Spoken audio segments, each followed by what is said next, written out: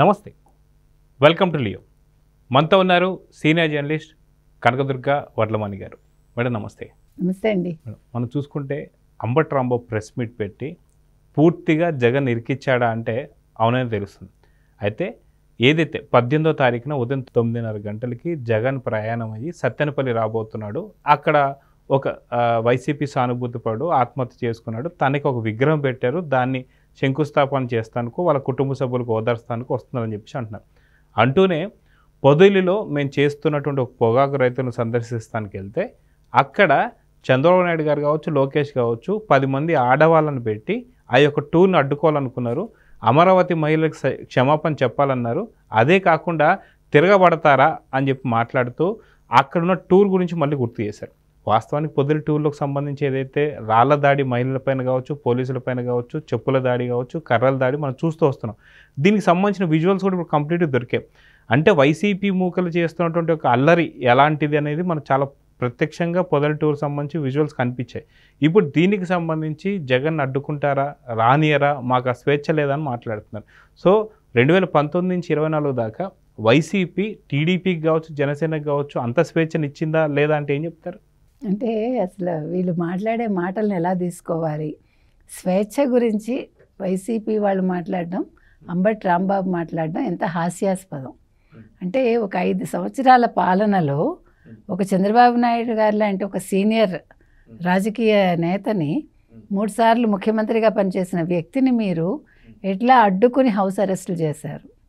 అదేవిధంగా మిగిలిన వాళ్ళందరినీ పవన్ కళ్యాణ్ గారు వైజాగ్ హోటల్లో రానికుండా చేశారు. మీరు పవన్ కళ్యాణ్ గారు చంద్రబాబు నాయుడు గారిని అరెస్ట్ చేశాక ఆయన వెళ్తానంటే మీరు ఆపడానికి ప్రయత్నిస్తే ఎట్లా జనసేన కార్యకర్తలు వచ్చి అడ్డుకున్నాక మీరు భయపడి ఎలాగ ఆయనకి దోవ ఇచ్చారు. తర్వాత యువగళం పాదయాత్రలో అడుగడుగున లోకేష్ గారిని మీరు ఎట్లా అడ్డుకున్నారు, మొత్తం ఆయన వాహనం తీసేసుకున్నారు, ఆయన మైకులు లాగేసుకున్నారు, ఆయనకి ఒక టేబుల్ లేకుండా చేశారు. అసలు అంటే ఎన్ని రకాలుగా ఒక వ్యక్తిని ఇబ్బంది పెట్టచ్చు, ఎన్ని రకాలుగా ఒక వ్యక్తిని మనం అడ్డుకోవచ్చు అనేదానికి తార్కాణం ఒక వైసీపీ చేసిన దుశ్చర్యలు, అందులో సందేహం లేదు. కాబట్టి ఇవాళ వాళ్ళు వచ్చి నీతులు మాట్లాడుతూ ఉంటే అసలు వాళ్ళు ఇప్పుడు స్వేచ్ఛావాయువులు పీల్చబట్టే ఇప్పుడు 12 నెలలు అయింది కూటమి ప్రభుత్వం వచ్చి. వీళ్ళ నోర్లు ఇంకా లేస్తున్నాయి, గట్టిగా ఉన్నాయి, ఇంకా అంటే స్వరం పెరుగుతోంది. ఈ స్వరస్థాయి పెరుగుతోందంటే మీకు స్వేచ్ఛ ఎక్కువైందని సందేహం ఏమీ లేదు. సో ఇప్పుడు మీకు స్వేచ్ఛని కట్ చేయమని మీరు అడుగుతున్నారు. ఖచ్చితంగా ఇది కూటమి ప్రభుత్వం గుర్తించాలి. మీకు స్వేచ్ఛ ఎక్కువైపోయి మీరు మహిళల మీద రాళ్ల దాడి చేశారు. మీకు పొదిలిలో మీకు అంత అవకాశం ఇచ్చినందుకు ఒక 1000 మంది సీఎం అని అరుస్తారు, జై జగన్ అంటారు. తర్వాత ఎక్కడెక్కడి నుంచో మనుషుల్ని మీరు లారీల్లో తెచ్చుకుంటారు, వాళ్ళు వచ్చి అల్లరి మూకలు వచ్చేస్తాయి. ఇప్పుడు కొత్తగా మీరు పొదిలి నుంచి అంటే ఆ సభ నుంచి నేను మాట్లాడేది, కొత్తగా ఒక గ్రూప్ను మెయింటైన్ చేస్తున్నారు వీళ్ళు. కాబట్టి ఇప్పుడు నేనేం చెప్తున్నానంటే ఎల్లుండి సత్తెనపల్లి దగ్గర ఈయన వెళ్తారు కదా, వెళ్ళినప్పుడు ఖచ్చితంగా పోలీసులు చెక్ చేయాలి. అంటే ఏం గ్రూప్ అని మీరు అడగచ్చు. ఈ రాళ్ళు పట్టుకుని ఒక గ్రూప్ వస్తుంది ఇప్పుడు కొత్తగా. అంటే గులకరాళ్ళు వెళ్ళిపోయి, గులకరాయి అంటే చిన్నది, ఇప్పుడు కొంచెం పెద్ద సైజు రాళ్లతోటి మరి గులకరాళ్ళు కూడా ఉన్నాయా, నెక్స్ట్ నుంచి మారణాయుధాలు ఏమైనా తెచ్చుకొస్తారా అంటే ఇవి మనం ముందు జాగ్రత్తగా ఈ ప్రభుత్వానికి చెప్తున్నాం. మనం ఈ పోలీస్ వ్యవస్థకి మనం చెప్తున్నాం, ముఖ్యంగా అనిత గారికి చెప్తున్నాం. ఎందుకంటే వీళ్ళని మీరు ఫర్ గ్రాంటెడ్గా తీసుకోవద్దు. అంటే వైసీపీలో కరడుగట్టిన నేర స్వభావం ఉంది కాబట్టి, అంటే జగన్మోహన్ రెడ్డికి ఆల్రెడీ అది అణువణువున ఉంది కాబట్టి, అంటే ఒక బాబాయ్ హత్య అందుకు తార్కాణం. 5 ఏళ్ళు ఆయన ముఖ్యమంత్రిగా ఉండి బాబాయ్ని పాప ఆయన ఆ హత్యని ఛేదించలేకపోయారు. అంటే సిగ్గుతో ఆయన అసలు మొదటి సంవత్సరంలోనే రిజైన్ చేయాలి చెప్పాలంటే ఒక ముఖ్యమంత్రిగా. కానీ 5 ఏళ్ళు ఆయన ఉన్నారు. మద్యపాన నిషేధం కూడా చేయకుండా పాప ఆయన ప్రజల ముందుకు వచ్చి ఓట్లు అడిగారు. అందుకని ప్రజలు మాకు వద్దులేండి జగన్మోహన్ రెడ్డి గారు అన్నారు. అంటే ఇప్పుడు ఇవన్నీ ఎందుకు చెప్తున్నానంటే ఇప్పుడు పొదిలి పర్యటనలో ఏదైతే జరిగిందో అందులో ఖచ్చితంగా జగన్మోహన్ రెడ్డి ప్లాను, సజ్జల ప్లాను ఉన్నాయి. అంటే సజ్జలే మళ్ళీ ఎంట్రీ ఇచ్చారు కాబట్టి మొన్న సమన్వయ కన్వీనర్ చేశారు కాబట్టి ఇప్పుడు అంతా కూడా మళ్ళీ సజ్జలు చూసుకుంటున్నారు. మీకు ఎక్కడైతే నేర ప్రవృత్తి ఉంటుందో, ఎక్కడైతే అల్లర్లు జరుగుతాయో, ఎక్కడైతే మహిళలు కానీ పోలీసులు కానీ ఇబ్బందులు పడినా వాళ్ళ మీద ఏదైనా దాడి జరిగినా ఖచ్చితంగా సజ్జల రామకృష్ణారెడ్డి గారి బ్రెయిన్ ఉంటుంది. మీరు అంటే ఆలోచించక్కర్లేదు అందులో. మీకు మొత్తం 5 ఏళ్ళు చూసుకుంటే మీకు ఇప్పుడు ఒక చెల్లి మీద ఒక తల్లి మీద దాడి చేయించింది జగన్మోహన్ రెడ్డి తరఫున సజ్జల గారే కదండి. ఒక అంటే వాళ్ళ సోషల్ మీడియాలోనే ఇంకా ఇంతకంటే దారుణం ఏది ఉండదు. కాబట్టి మీరు ఇలా ఎలా మాట్లాడతారండి అని మీరు నన్ను అడగచ్చు. మీరు విజువల్స్ చూసారంటే ఇవాళ మనకి విజువల్స్ అన్నీ బయటకు వచ్చాయి. ఆయన షెడ్యూల్ బయటకు వచ్చింది. ఆ షెడ్యూల్లో అంటే ఇంకొక పాయింట్ కూడా, ఇప్పుడు ఆ షెడ్యూల్ ప్రకారం మొత్తం వీడియో మీరు ఫుటేజ్ చూసారంటే ఆయన ఎప్పుడెప్పుడు జై జగన్ అంటారు, ఎప్పుడెప్పుడు సీఎం సీఎం అని అరుస్తారు, ఎప్పుడెప్పుడు ఆయన వెనకాల మనుషులు వస్తారు, ఎప్పుడు వీళ్ళు వచ్చి రాళ్ళు విసిరారు. ఇప్పుడు మీరు అన్నట్టుగా అక్కడ వాళ్ళు నిరసన ప్రదర్శన చేస్తున్నారు, మౌన ప్రదర్శన చేశారు. ఎక్కడ వాళ్ళు నోరు విప్పలేదు, కదలలేదు. వాళ్ళ ముందు పోలీసులు నిల్చుని ఉన్నారు, వాళ్ళ చేతిలో ప్లకార్డ్స్ ఉన్నాయి, వాళ్ళ చేతుల్లో రాళ్ళు లేవు. అంటే మీరు విజువల్స్ పూర్తిగా పరీక్షించుకోండి. పరీక్షించుకుంటే ప్లకార్డ్స్ పట్టుకున్న చేతుల్లో మీకు రాళ్ళు కనిపించాయా, ఈ రాళ్ళు ఏ దిక్కు నుంచి ఫస్ట్ వచ్చాయి అనేది ఇవాళ మీకు వీడియోలో తేటతెల్లమైంది. అంటే వైసీపీ నుంచి వాళ్ళ మనుషులే రాళ్లతో దాడి చేశారు. చేస్తే వీళ్ళ ముందు పోలీసులు వీళ్ళు ముందుకు రాకుండా నిల్చున్నారు కాబట్టి వాళ్ళకు అడ్డుగా పోలీసుల తలకు కూడా గాయాలయ్యాయి, ఆ కానిస్టేబుల్స్ ఎవరు, అలాగే మహిళల తలలకు కూడా గాయాలయ్యాయి. కాబట్టి ఇక్కడ గొడవ చేసింది వైసీపీ, ఇక్కడ మహిళల్ని ఇబ్బంది పెట్టింది వైసీపీ. నీకు అసలు నీ సాక్షి ఛానల్లో పొద్దున్నే ఒక కేఎస్ఆర్ షో పెట్టుకుని అందులో ఆయన చేత తప్పులు మాట్లాడించి ఆ వచ్చిన అతను ఎవరు అనలిస్టు అమరావతి మహిళల వేశ్యలు అంటే దాని మీద మిమ్మల్ని వివరణ అడిగితే, మిమ్మల్ని క్షమాపణ అడిగితే ఆ ఛానల్ హెడ్ భారతీరెడ్డి అయితే భారతీరెడ్డి మాట్లాడకుండా ఆవిడ ప్యాలెస్లో కూర్చుని మీరు వెళ్ళి యలహంకాల్లో కూర్చుని మీరు దాన్ని సమర్థిస్తూ మీరు కొమ్మినేని నాకెక్కువ అమరావతి మహిళల కంటే కూడా అన్నట్టుగా మీరు మాట్లాడి, అంటే ఎక్కడా కూడా వేశ్యలన్నం తప్పని మీరు ఒక మాట కూడా అనకుండా, నేను అనేది ఏంటంటే మరి ఇలాంటి మనస్తత్వం ఉండే జగన్మోహన్ రెడ్డి, అంటే ఒక మహిళల మీద ఒక రెస్పెక్ట్ లేని ఒక జగన్మోహన్ రెడ్డి, అదేవిధంగా మహిళల మనోభావాలు దెబ్బతిన్నా కూడా బయటకు వచ్చి మాట్లాడిన భారతీరెడ్డి లాంటి వాళ్ళు ఈ రాష్ట్రానికి అవసరమా, ఈ రాష్ట్రానికి ఇలాంటి రాజకీయ నాయకులు మళ్ళా ముందు ముందు అవసరమా, ఇది ప్రజలు గుర్తుంచుకోవాలి. ఎందుకంటే వాళ్ళు క్లియర్గా ఇప్పుడు ఏం చెప్పారంటే పొదిలి ఇన్సిడెంట్ తర్వాత ఇక్కడ ఇప్పుడు పోలీస్ రాజ్యం నడుస్తోంది, పోలీస్ రూల్స్ ఉన్నాయి, కానీ జగన్మోహన్ రెడ్డి వచ్చాక జగనన్న రూల్స్ ఉంటాయి అని క్లియర్గా వాళ్ళు చెప్పడం జరిగింది.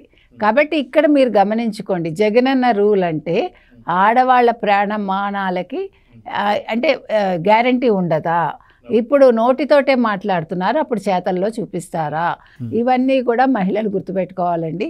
ఎందుకంటే ఇది చిన్న విషయం కాదు, ఇంకా ఎంత అలజడి సృష్టిస్తారో. ఇప్పుడు ఈ కోపాలన్నీ వాళ్ళు మనసులో పెట్టుకుని ఇవన్నీ వాళ్ళు బ్లూ బుక్లో రాసుకోమన్నాడు కాబట్టి ఆయన రాసుకుని ఇప్పుడు ప్రతిదాన్ని రెడ్ బుక్కి ఆపాదిస్తున్నారు వాళ్ళు.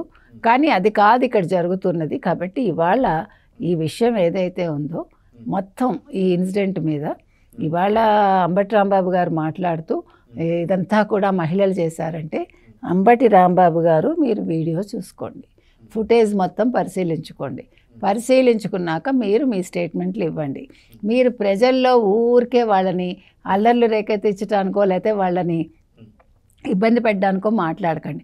ఇంకొకటండి, ఇలాంటి ప్రెస్ మీట్స్ పెట్టే వాళ్ళ మీద ముందు అసలు పోలీసులు చర్యలు తీసుకోవాలండి.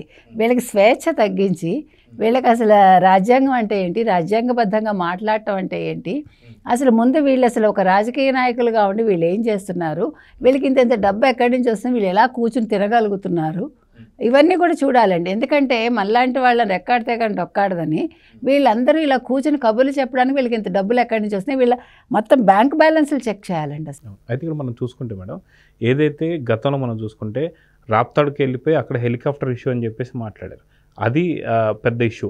దాని తర్వాత వచ్చేసి ఏదైతే మనం చూసాం తెనాలికి సంబంధించి ఒక గంజాయి తీసుకున్న వ్యక్తి రౌడీ షీటర్కి దాదాపు 10 నుంచి 11 కేసులు ఉన్నటువంటి వ్యక్తి దగ్గరికి వెళ్ళి అక్కడ పరామర్శించారు. అదేవిధంగా చూసి పొదిలి దగ్గరికి వెళ్ళి అక్కడి నుంచి మహిళలపై దాడులు, పోలీసుపై దాడులు చేశారు. రేపు మళ్ళీ వచ్చేసి ఇక్కడ సత్తెనపల్లికి వచ్చేసి ఇంకొక యాత్ర అని చెప్పేసి అంటున్నారు. కానీ ఇక్కడ అమరావతి మహిళలందరూ కూడా మాకు ఎక్కడ ఓదార్పు, మమ్మల్ని ఇచ్చి మమ్మల్ని పరామర్శించరా, మాకు క్షమాపణ చెప్పరా అని చెప్పేసి నిజంగా ఏదైతే అమరావతి మహిళలకి ఓదార్పు కానీ లేదంటే కూడా అక్కడికి వెళ్ళి పరామర్శించే దమ్ము ధైర్యం జగన్కు ఉందా లేదంటే ఏం చెప్తారు? అసలు ఓదార్పు వాళ్ళకి చేయడండి ఆయన. ఆయనకి అమరావతి అంటేనే ఇష్టం లేదు కదా. ఇప్పుడు అమరావతి వెలిగిపోతుందనే కదా ఈ గొడవలంతా తీసుకొచ్చింది. అసలు ఇదంతా కూడా ఒక కుట్రలో భాగంగానే వాళ్ళు అది ఆ రోజు ఆ షో చేశారు వాళ్ళు. అందుకే కృష్ణరాజు ఓపెన్గా మాట్లాడాడు, వాళ్ళు కృష్ణరాజు ఒప్పుకున్నాడు కదా. కాబట్టి ఆయన అసలు అమరావతి మహిళల దగ్గరికి వెళ్ళి నిల్చునే దమ్మే లేదు ఆయనకి. నిల్చునే దమ్ము ఉంటే అక్కడికి వెళ్ళి అమ్మ ఓకే జరిగిపోయిన తప్పు, మా ఛానల్లో ఇలా జరిగింది, మీరు వదిలేసేయండి ఇష్యూ ఇంతటితోటి, నేను క్షమాపణ చెప్తున్నాను నా భార్య తరఫున కూడా, భారతీరెడ్డి తరఫున అనాలి ఒక పెద్ద మనిషి అయితే. అదేది లేకుండా ఆయన మాట్లాడతాడు. ఆడవాళ్ళ అయి ఉండి రజనీ తర్వాత రోజా లాంటి వాళ్ళు వాళ్ళ వెనకేసుకొస్తారు మా జగనన్న అనుకుంటూ. అంటే ఎంత దరిద్రంగా ఉంది అంటే ఈ పార్టీ కావచ్చు, పార్టీలో ఉండే వ్యక్తులు కావచ్చు, వాళ్ళ మనసులు ఎంత నీచంగా ఉన్నాయి, వాళ్ళ ఆలోచనలు ఎంత నీచంగా ఉన్నాయి. ఈయన వెళ్ళి వాళ్ళ క్షమాపణ ఎక్కడ చెప్పగలడండి? అసలు అమరావతి చుట్టుపక్కల ఆయన ఎలా ఉండగలుగుతున్నాడు? ఫస్ట్ ఆయన మనిషి అయితే ఉండడు. ఇన్ని మాటలు మాట్లాడాక మీకు అన్నం ఎలా అరుగుతుంది? అసలు మనం అడుగుతున్నాం, వైసీపీ వాళ్ళందరినీ అడుగుతున్నాం మనం. అసలు మీరు ఇప్పటికి కూడా మారకపోతే అసలు మీకు 10 ఏళ్ళు కాదు కదా, 15 ఏళ్ళ తర్వాత కూడా మిమ్మల్ని ప్రజలు గుర్తుపెట్టుకొని మర్చిపోతారు. ఫస్ట్ మనం ఎన్నిసార్లు చెప్పినా అదే చెప్తున్నాం, మీరు నియోజకవర్గాలకు వెళ్ళి నిలిచిన ధైర్యం లేదు మీకు. మీరు వచ్చి ప్రెస్ మీట్లు పెట్టి ఎగురుతారు. మీ ప్రెస్ మీట్లే ముందు ఎవరున్నారు అసలు, ఎంతమంది? ఇంకొకటండి, గతంలో ప్రెస్ మీట్స్ అంటే ఏమయ్యేదంటే అసలు ఎవరు వచ్చారు, ఏ రిపోర్టర్ వచ్చారు, మా రిపోర్టర్స్ మొహాలు కనిపించచ్చేవి. ఇప్పుడు ఏదీ లేదు, వీళ్ళ మొహాలే మనం చూడాలి. జరిగిన అరగంటో గంటో అక్కడ ఎవడుంటాడో మనకు తెలియదు, ఎవడో అక్కడ ఉన్నట్టు మాట్లాడతారు. అది రికార్డెడా, లైవా, ఒరిజినలా కాదా ప్రజలకు తెలియాలి కదండి. వీళ్ళ పాటికి వీళ్ళు మాట్లాడేసుకుంటూ వెళ్ళిపోతే. కాబట్టి ఈ సిస్టమ్ మార్చండి. మీరు ఇక మీదట మీరు ఒక ప్రెస్ మీట్ పెడితే వచ్చిన రిపోర్టర్స్ ఎవరో కూడా చూపించండి అని నేను అడుగుతున్నా. సో దట్ అది లైవా కాదా, ఒరిజినలా కాదా అనేది కూడా ప్రజలకు అవగాహనకు వస్తుంది. కాబట్టి ఇవాళ అంబటి రాంబాబు చేసిన వ్యాఖ్యలు ఏవైతే ఉన్నాయో, ఎల్లుండ ఆయనకి అది సత్యనపల్లి దగ్గర వెళ్తున్నారు జగన్మోహన్ రెడ్డి. అసలు మీకు స్వేచ్ఛ ఎక్కువైపోయిందండి, నిజంగా ఆంక్షలు పెట్టాలి. అసలు ఇంతమంది రాకూడదు, ఇంతమందికి మించి జనాలు రాకూడదు, మీ చుట్టూ ఇంతమంది ఉండకూడదు, మీ సెక్యూరిటీ ఇంతే ఉండాలి అని ఒక లెక్క పెట్టేసి అప్పుడు ప్రజలు ప్రశాంతంగా వాళ్ళ పనులు వాళ్ళు చేసుకుంటారండి. వాళ్ళ లైవ్లీహుడ్ కూడా పోతోంది. ఈయన వల్ల ఆల్రెడీ 5 ఏళ్ళు పరదాలు కట్టి ఆ కొట్లు మూసేసి ప్రజల్ని కదలనివ్వకుండా చేశారు. మళ్ళా ఏడాది పాలన వచ్చినా కూడా కూటమి ప్రభుత్వం ఇలాగే ఉందంటే వీళ్ళకి ఎంత స్వేచ్ఛనిచ్చినట్టు ఇది. కాబట్టి అంబటి రాంబాబు గారికి అర్థం కావట్లేదు. స్వేచ్ఛ అంటే ఏంటో ఆయనకు చూపించండి కొంచెం. అంటే వాళ్ళ టైంలో ఉన్న స్వేచ్ఛ ఏంటో ఆయనకు చూపిస్తే అప్పుడు ఈ స్వేచ్ఛ ఏంటో ఆయనకి బాగా అర్థమవుతుంది. సో చూద్దాం మేడం, ఖచ్చితంగా రేపు సత్తెనపల్లి రాబోతున్నా అని చెప్పేసి అంటున్నారు జగన్. కానీ అమరావతి మహిళల దగ్గరికి ఎప్పుడు వస్తామని చెప్పి అమరావతి మహిళలు అయితే అడుగుతున్నారు. సో చూద్దాం జరగబోతుంది. నమస్తే. నమస్తే. Please subscribe to Leo news for more videos.